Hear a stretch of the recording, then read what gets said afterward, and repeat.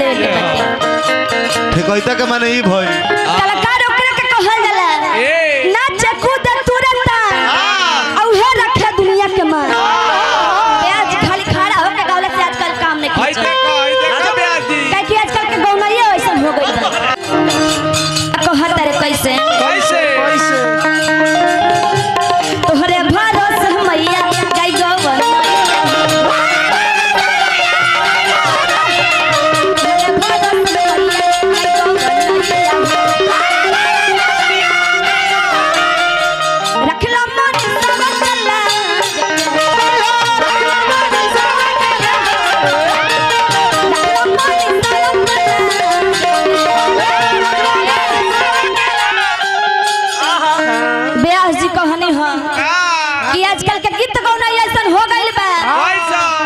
गीत गौनाई के सुन के मने भर जाता है।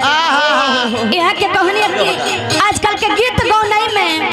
ब्यास लोग भी ना भट कहले का तोहरे भरोसे मैया गाय गवन तोहरे भरोसे मैया गाय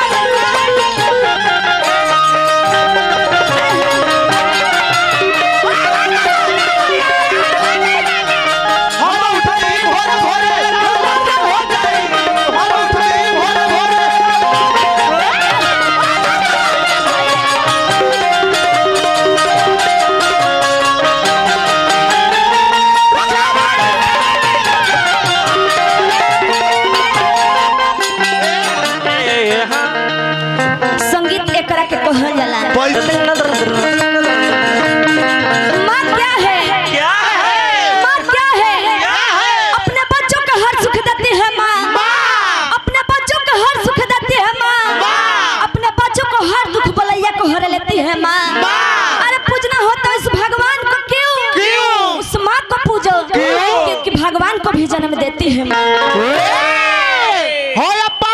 पापा जी चुप रह। पापा जी तार भुलाल थोड़े बारे तार पापा जी यही हाईवे पर चापा पड़ गए। ये हमरा पापा के चौपले रहे कौची से टेम्पू से। अच्छा रोज एक भौजी रहती है शैम्पू से कैसे कैसे यही में अंतरा के भावे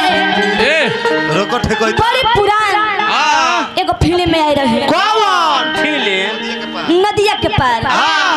ब्यासियों में गाना के एगो अंतरा बटे बहुत सुंदर लगला। कौन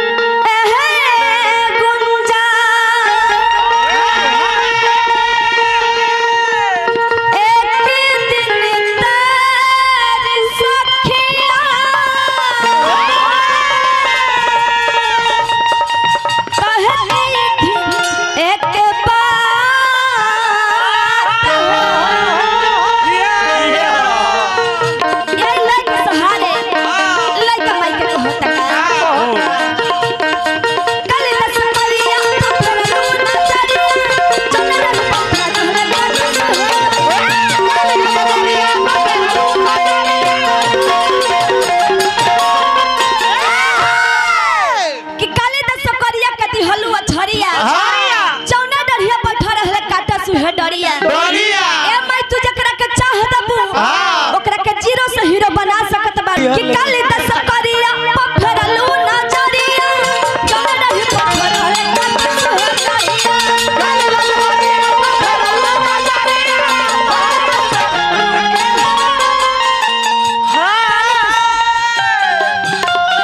काली दस करिया पफरलू नजरिया जौन रही पफरले काटा सुहे डरिया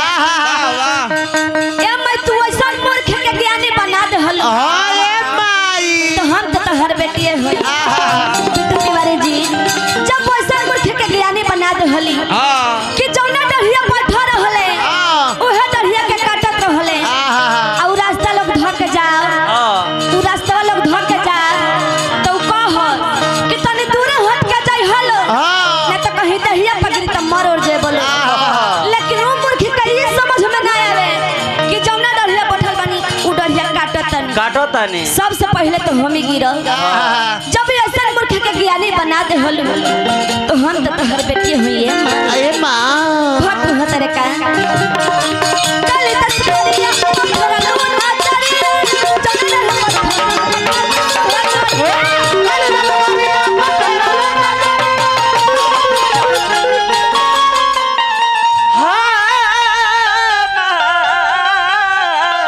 जियो थे कोई जियो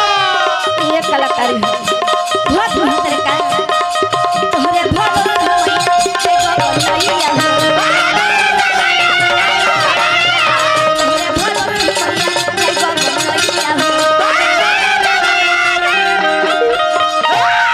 कि राखिलो मुनि सावा कला